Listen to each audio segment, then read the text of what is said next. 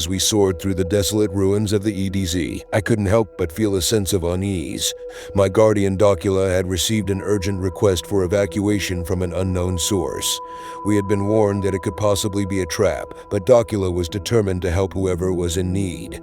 As we arrived at the designated location, my scans revealed the presence of the Elixni, but we had no idea if they're refugees or a trap. But Docula had been compassionate towards the Elixni after Mithrax joined the last city, believing that they too deserved protection. Using my abilities, I began to translate the Elixni's speech, and to our surprise, they were asking for our help.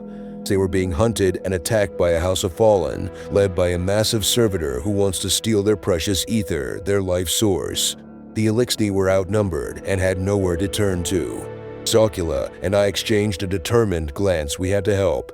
The Elixni ran and hid before the battle, but we could sense their fear and desperation. Docula and I were determined to protect them, no matter what. But nothing could have prepared us for the sheer size and strength of the servitor. It towered over us, its red glow filling the air with a sense of dread. Docula wasted no time in unleashing a barrage of bullets from Sweet Business, but the servitor seemed unfazed. As more and more Fallen rushed towards us, I could feel Docula's frustration growing. He was outnumbered and outmatched, but he refused to back down. Taking down the smaller Fallen was important, had to stop them from getting inside.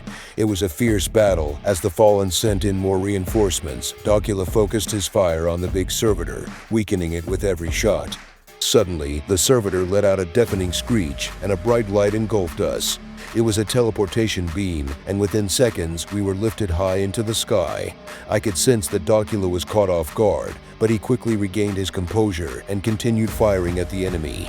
But just as we were gaining the upper hand, the servitor summoned reinforcements. Docula's face turned grim as more and more Fallen swarmed towards us, but he didn't lose hope. Instead, he fought with even more determination, refusing to let the enemy break through. But as the battle raged on, it became clear that we were outnumbered. Docula was taking a beating, and I could feel my light beginning to fade.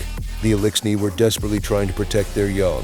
Just when it seemed like all hope was lost, in a fierce attack, Docula tapped into the last of his light, landed the final blow on the servitor, causing it to explode in a bright light. The Fallen were scattered, and we could sense their confusion and defeat.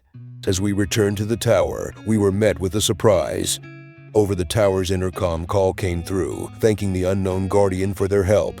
The Elixni had made it to safety, and it was all thanks to Docula's selfless act. It was moments like this that reminded us why we fought to protect those in need, even if they were not of our own race. As we were about to leave, we received a radio call from the unknown source who had sent the evacuation request. It was a voice of an Elixni thanking us for our bravery and for saving their people. "We will remember this kindness, Guardian," the voice said before signing off. Docula and I exchanged a look, knowing that our actions had not gone unnoticed. We were just happy to have been able to help. As we continued on our journey, we were reminded that our destiny was not just about defeating enemies, but also about helping others in need, no matter who they may be.